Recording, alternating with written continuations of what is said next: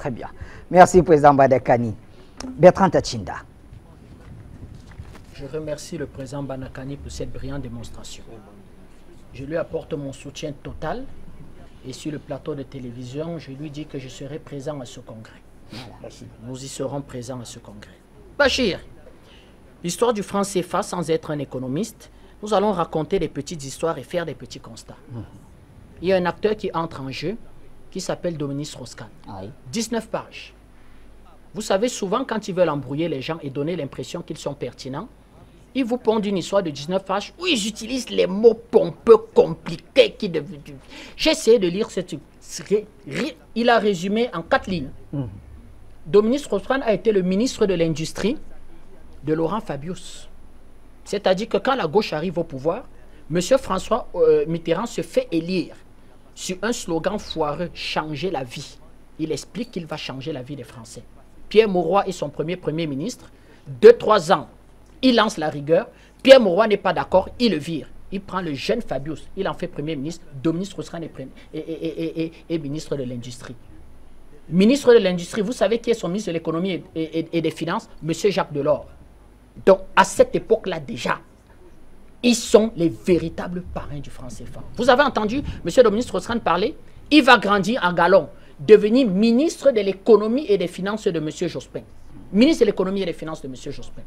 Il sera toujours quelqu'un qui ne va jamais se prononcer sur les questions du franc CFA. C'est parce qu'aujourd'hui, Paris vacille.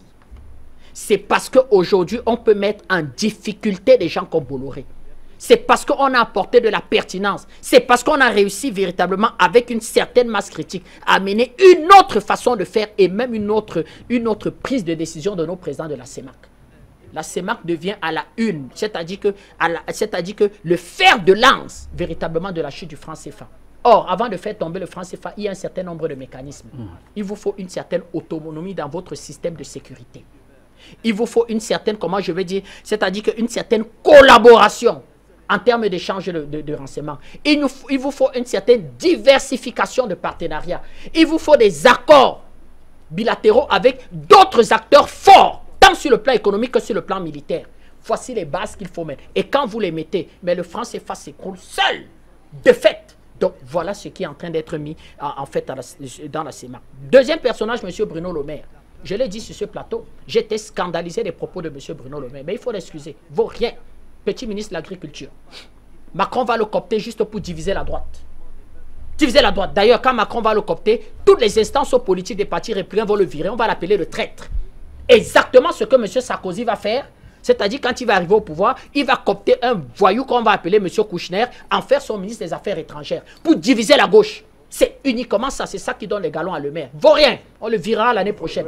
Le vrai patron est réalisé. Effectivement. Vaut rien du tout, monsieur Le Maire. L'autre chose qu'il faut dire, c'est la définition simple de ce que c'est qu'une monnaie. Bien convertible, acceptée par tous en échange d'une valeur. On discute de quoi? D'un papier? Monsieur Bachir, vous partez avec vos francs CFA, vous arrivez en Allemagne, on vous donne des euros. Il n'est pas convertible. Il est reconnu par personne. C'est un papier. C'est pour essayer d'avoir un semblant de vie dans ce qu'on appelle un empire colonial. Comment un pays peut appliquer ça à d'autres pays? Comment on peut le faire? La deuxième des choses, Bachir, acceptée par tous. Personne ne veut des francs CFA. Personne n'en veut.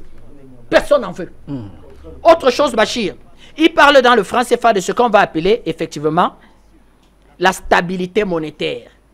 La stabilité monétaire va nous produire, au-delà de la pauvreté, ça va nous produire et générer ce qu'on va appeler une économie de consommation.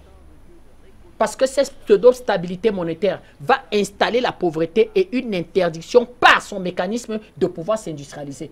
Ça fait que produire, vous prenez le risque de produire. Non seulement vous n'avez pas de financement, parce que vous n'avez pas de banque centrale, c'est-à-dire la BEAC, c'est une sous-direction du Trésor français. C'est une sous-direction du Trésor français. Vous n'avez pas de financement. Ça fait que si vous faites même, comment je vais dire, harakiri de produire, eh bien, les biens que vous sortez sont largement, en termes de coût, au-dessus véritablement des biens qui vous inondent. Ça fait que véritablement, on a des hommes d'affaires, qu'est-ce qu'ils font? Eh bien, ils vont à Dubaï, ils ramassent ce bordel des téléviseurs, ils viennent déposer dans les boutiques. Voilà les hommes d'affaires. Aucune production. Je vais même plus loin. Ils vont vous faire signer des accords de coopération où, dorénavant, ils vont vous déverser la poubelle.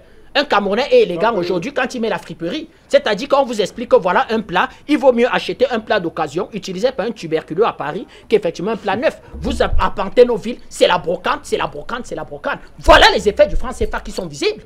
Quand vous circulez, vous n'avez pas constaté? On est devenu la poubelle de l'Europe.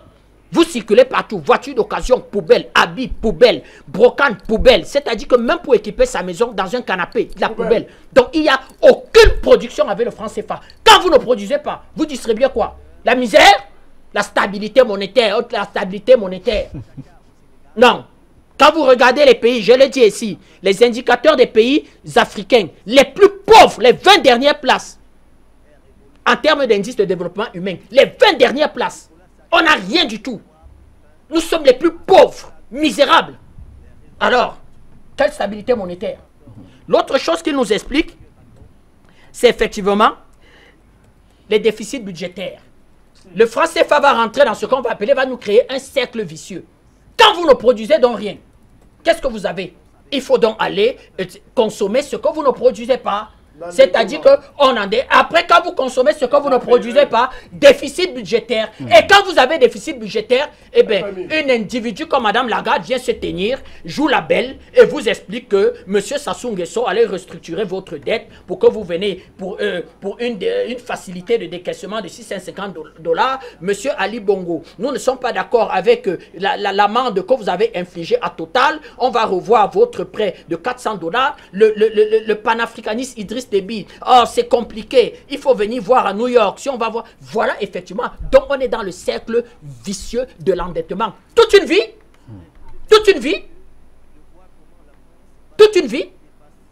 je vais plus loin, la France garantit le franc CFA, mais en 94, c'est la France qui était en faillite, nos États n'étaient pas en faillite, la France va nous dévaluer. Où a été la garantie de Paris? Où a été la garantie de Paris? On enverra Roussin annoncer la dévaluation. Roussin que Bolloré va copter. Après. Où était la garantie? Je vais plus loin. Les rapports de force. Si les rapports de force n'avaient pas changé, si nos patriarches de la CEMAC n'avaient pas dit non, eh bien, Maître Momo, vous savez que le voyou qu'on va appeler Sapin, arrivé ici avec une enveloppe dans sa poche, nous expliquait que M. Hollande a envoyé d'évaluer. Oui. Il a fallu que dans la salle, on lui explique que monsieur, c'est terminé. On ne dévalue pas. Oui. On ne dévalue pas.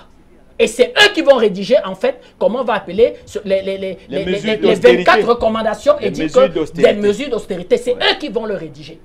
C'est eux qui vont rédiger ces mesures. Madame Lagarde va jouer. Donc, les rapports de force ayant changé. Voilà le franc CFA. C'est-à-dire cercle vicieux, non-industrialisation, déficit budgétaire, endettement, Banque mondiale, Fonds monétaire international. Et ils vous inventent des mécanismes de C2D. Or, le C2D, c'est-à-dire que Paris nous apporte véritablement de la lumière.